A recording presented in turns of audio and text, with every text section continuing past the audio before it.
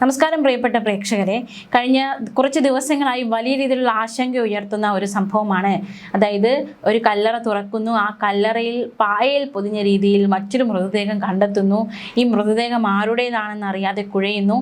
എന്തായാലും ദുരൂഹത നീങ്ങുന്നില്ല. ഇനി കല്ലറ പൊളിച്ച് പരിശോധനയ്ക്ക് നടത്താൻ അത്തരത്തിലുള്ള നീക്കം അന്വേഷണ സംഘത്തിൻ്റെ ഭാഗത്തുനിന്നുണ്ടാവുകയാണ്.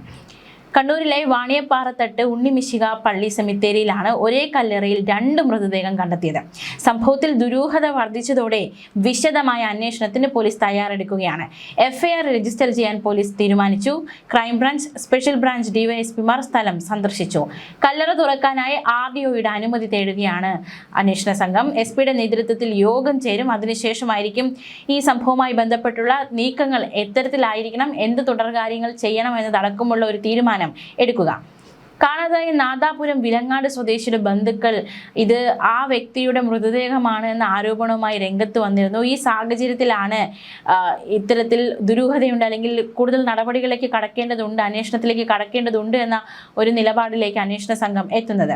പോലീസ് ദുരൂഹതയില്ലെന്ന് പറഞ്ഞ പ്രശ്നം കൂടുതൽ സങ്കീർണമായതും ഇത്തരത്തിലൊരു ആരോപണവുമായി കാണാതായ സിജോയുടെ കുടുംബം രംഗത്ത് വന്നതോടെയാണ്. അതേസമയം കുഴിയിൽ അടക്കം ചെയ്ത ആളുടെ ബന്ധുക്കളും രംഗത്തെത്തുകയുണ്ടായി. ആചാരപ്രകാരമാണ് അടക്കിയതെന്നായിരുന്നു ഇവർ പറഞ്ഞത്. എന്നാൽ കുഴിയിൽ മൂന്നാമതൊരു മൃതദേഹം കൂടിയുണ്ടോ എന്ന് പള്ളി വികാരി സംശയം പ്രകടിപ്പിച്ചതായി പോലീസ് വ്യക്തമാക്കി. ബന്ധുക്കൾ ആരോപിക്കുന്നു, ഇപ്പൊ രംഗത്ത് വന്ന ബന്ധുക്കൾ ആരോപിക്കുന്നത് പള്ളിയുടെ 38-ാം നമ്പർ കല്ലറയിൽ 2015 സംസ്കരിച്ച ജെയിംസ് കുമ്പക്കലിന്റെ മൃതദേഹം ക്രിസ്ത്യൻ ആചാരപ്രകാരം പെട്ടിയിലാണ് അടക്കിയത് എന്നാണ്. പള്ളി വികാരിയെ ബന്ധുക്കൾ ഇക്കാര്യം അറിയിച്ചു. ശനിയാഴ്ച ജെയിംസിന്റെ ഭാര്യയെ സെമിത്തേരിയിൽ എത്തിച്ച് പോലീസ് കല്ലറ തിരിച്ചറിഞ്ഞതുമാണ്. ഭാര്യ കാണിച്ചതനുസരിച്ച് ഇതേ കല്ലറയാണെന്ന് ഉറപ്പിച്ചു. പക്ഷേ ജെയിംസിന്റെ സഹോദരങ്ങൾ രംഗത്തെത്തി. ഇതോടെ പ്രശ്നം വീണ്ടും ഗുരുതരമായി. പോസ്റ്റ്മോർട്ടം കഴിഞ്ഞ ശേഷം പായയിൽ കെട്ടി അടക്കിയതാകാമെന്ന പോലീസിന്റെ കണ്ടെത്തൽ ബന്ധുക്കൾ പാടെ തള്ളി. ജെയിംസിന്റെ സഹോദരിമാരായ മേരി, മിനിയുടെ ഭർത്താവ് തങ്കച്ചൻ, ബന്ധുക്കൾ ഉൾപ്പെടെയുള്ളവരാണ് പള്ളിയിലെത്തി വികാരിയെ കണ്ട് ഈ കാര്യങ്ങൾ, തങ്ങളുടെ സംശയങ്ങൾ, തങ്ങളുടെ നിലപാടുകൾ വികാരി അച്ഛനോട് അറിയിച്ചത്. മരിച്ച ജെയിംസ് 3 വർഷത്തോളമായി ഭാര്യയുമായി പിണങ്ങി സഹോദരി മേരിക്കൊപ്പമായിരുന്നു താമസം. അസുഖബാധിതനായ ജെയിംസ് മരിച്ചത് രക്തം ഛർദ്ദിച്ചായിരുന്നു. തുടർന്ന് കണ്ണൂർ ഗവൺമെന്റ് മെഡിക്കൽ കോളേജ് ആശുപത്രിയിൽ അദ്ദേഹത്തിന്റെ പോസ്റ്റ്മോർട്ടം നടത്തി. പോസ്റ്റ്മോർട്ടം നടപടികൾക്ക് ശേഷം സംസ്കാരത്തിനായി പള്ളിയിലേക്ക് മൃതദേഹം എത്തിക്കുകയും ചെയ്തു. 38-ാം നമ്പർ കല്ലറയിൽ അറയ്ക്കപ്പൊടിയും മണലും നിരത്തി വെള്ളത്തുണി വിരിച്ച ശേഷമായിരുന്നു ജെയിംസിന്റെ മൃതദേഹം സംസ്കരിച്ചത്. മൃതദേഹം പള്ളിയിൽ എത്തിച്ച് ഏറെ നേരം കഴിഞ്ഞായിരുന്നു ഭാര്യ സംസ്കാരത്തിനായി എത്തിയത്. അതുകൊണ്ട് തന്നെ സംസ്കാരത്തെക്കുറിച്ച് ഇവർക്ക് അറിയണം എന്നില്ല എന്നാണ് ഒരു വാദം ഉയരുന്നത്. 6 അടിയിലധികം ഉയരമുള്ള വ്യക്തിയായിരുന്നു ജെയിംസ്. പായയിൽ കാണുന്ന മൃതദേഹത്തിന് അത്രയും നീളം തോന്നിക്കുന്നില്ല എന്നാണ് ബന്ധുക്കൾ വ്യക്തമാക്കുന്നത്. അപ്പോൾ ഈ പായയിൽ പൊതിഞ്ഞ മൃതദേഹം ജെയിംസിൻ്റെതാണെന്ന് ഒരു കൂട്ടർ പറയുന്നു, അല്ല എന്ന് മറുകൂട്ടർ പറയുന്നു. ഇനി രണ്ടാമത്തത് സിജോ, അതായത് വർഷങ്ങൾക്ക് മുമ്പ് കാണാതായ സിജോ കണ്ടിട്ടില്ല. കാണാതായതിനു ശേഷം അന്വേഷണമൊക്കെ നടന്നു, പക്ഷെ കണ്ടെത്താൻ സാധിച്ചിട്ടില്ല. സിജോയുടെ മൃതദേഹമാണോ ഇതെന്ന സംശയവുമായി ബന്ധുക്കൾ രംഗത്ത് വന്നിട്ടുണ്ട്. കല്ലറയിൽ പായയിൽ പൊതിഞ്ഞ നിലയിൽ കണ്ടെത്തിയത് വിലങ്ങാട് വാളൂക്കിന് സമീപം ഇന്ദിരാനഗർ സ്വദേശി സിജോയുടെ മൃതദേഹമാണെന്ന സംശയമാണ് സിജോയുടെ ബന്ധുക്കൾ ഉന്നയിച്ചത്. ഇതോടെ സംഭവം വീണ്ടും സങ്കീർണമാവുകയായിരുന്നു. 2014 സിജോയെ കാണാതായത്. സിജോ വിവാഹം കഴിച്ചത് വാണിയപ്പാറയിൽ നിന്നാണ്. കടയിൽ പോയി വരാമെന്ന് പറഞ്ഞ് വീട്ടിൽ നിന്ന് ഇറങ്ങിപ്പോയ സിജോ ഇപ്പോൾ 2026 ഇതുവരെ വീട്ടിൽ തിരിച്ചെത്തിയിട്ടില്ല. കടയിൽ പോയി വരാമെന്ന് പറഞ്ഞു പോയ സിജോ തിരിച്ചെത്തിയില്ലെന്നാണ് 2021 ഭാര്യ നിഖില അന്വേഷണ സംഘത്തിന് മൊഴി നൽകിയത്. സിജോയെ തേടി വാളൂക്കിലെത്തിയപ്പോഴാണ് അവിടെ സിജോ ഇല്ല എന്ന കാര്യം ബന്ധുക്കൾ മനസ്സിലാക്കുന്നത്. സിജോയുടെ തിരോധാനം സംബന്ധിച്ച് ബന്ധുക്കൾ 7 വർഷം കഴിഞ്ഞാണ് കുറ്റ്യാടി പോലീസിൽ പരാതി നൽകിയത്.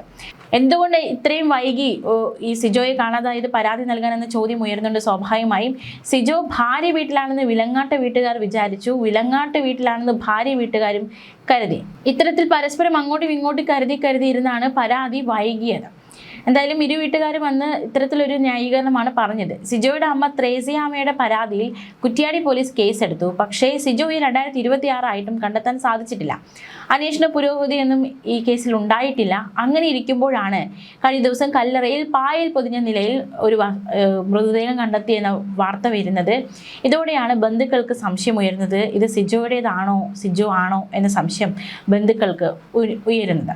സിജോയുടെ ബന്ധുക്കളോട് ഇരിട്ടിയിലെത്താൻ പോലീസ് നിർദ്ദേശിച്ചു. നിർദ്ദേശിച്ചിട്ടുണ്ട്. എന്തായാലും ഇപ്പോൾ 2 കുടുംബങ്ങളാണ് ആശയക്കുഴപ്പത്തിൽ നിൽക്കുന്നത്. എങ്ങനെ ഈ പായൽ പൊതിഞ്ഞ മൃതദേഹം ഇവിടെ എത്തിയെന്ന ചോദ്യം, അത് ആരുടേതാണ് എന്ന ഒരു ചോദ്യമൊക്കെ അവശേഷിക്കുകയാണ്. DNA പരിശോധന ഉൾപ്പെടെ ശാസ്ത്രീയ പരിശോധന നടത്തണമെന്ന ആവശ്യത്തിൽ പള്ളി അധികൃതർ ഉറച്ചു നിൽക്കുന്നു. ക്രിസ്ത്യൻ ആചാരപ്രകാരം പായയിൽ പൊതിഞ്ഞ് മൃതദേഹം അടക്കാറില്ല എന്നതാണ് മറ്റൊരു സങ്കീർണമായ ഒരു വസ്തുത. അങ്ങനെയെങ്കിൽ പായയിൽ പൊതിഞ്ഞ് എങ്ങനെ മൃതദേഹം ഇവിടെ എത്തിയെന്ന ചോദ്യം ഉയരുന്നുണ്ട്. ചില സന്ദർഭങ്ങളിൽ മരിച്ചവർ ഉപയോഗിച്ച വസ്തുക്കൾ മൃതദേഹത്തിനൊപ്പം അടക്കം ചെയ്യാറുണ്ട്. പക്ഷേ അത് പെട്ടിക്കുള്ളിലാണ് വയ്ക്കാറുള്ളത്. ഇത്തരത്തിൽ പായയിൽ പൊതിഞ്ഞ് അത് വയ്ക്കാറില്ല. എന്നാൽ ഈ കുഴിയിൽ ഒറ്റ പെട്ടിയേ ഉള്ളൂ. മാത്രമല്ല ഒരു പെട്ടിയുടെ മുകളിലായി മറ്റൊരു മൃതദേഹം അടുക്കാറുമില്ല.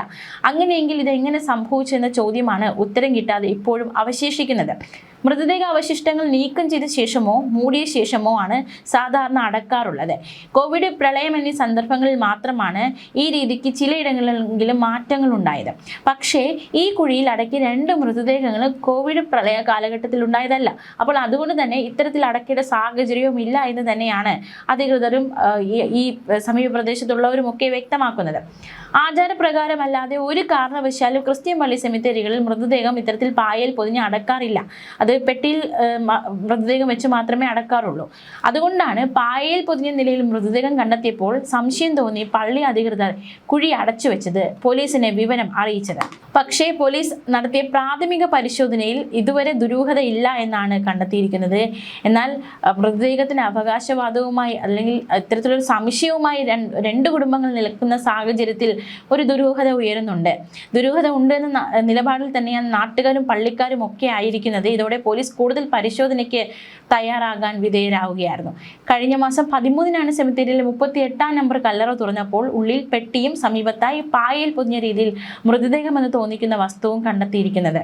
പിന്നാലെ 38-ാം നമ്പർ കല്ലറയിൽ അടക്കം ചെയ്തവരുടെ പട്ടിക പള്ളി അധികൃതർ പരിശോധിച്ചു. പക്ഷേ പായൽ പൊതിഞ്ഞ നിലയിൽ കണ്ടെത്തിയ മൃതദേഹം സംബന്ധിച്ച് സൂചനകളൊന്നും കിട്ടിയിരുന്നില്ല.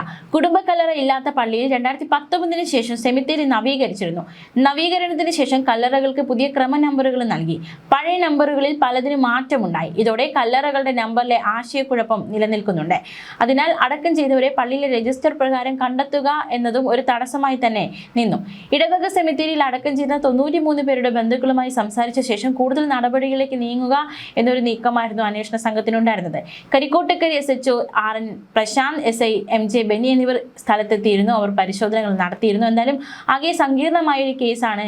എങ്ങനെയാണ് പോലീസ് ഈ വിഷയത്തിൽ ഒരു മറുപടി കണ്ടെത്തുക എന്നതൊക്കെ വരും ദിവസങ്ങളിൽ കാത്തിരുന്ന് കാണാം. ദുരൂഹത എന്തായാലും ഉണ്ട് എന്ന് തന്നെയാണ് എല്ലാവരും ഒരേ സ്വരത്തിൽ പറയുന്നത്. ന്യൂസ് ഡെസ്ക് മലയാളി വാർത്ത.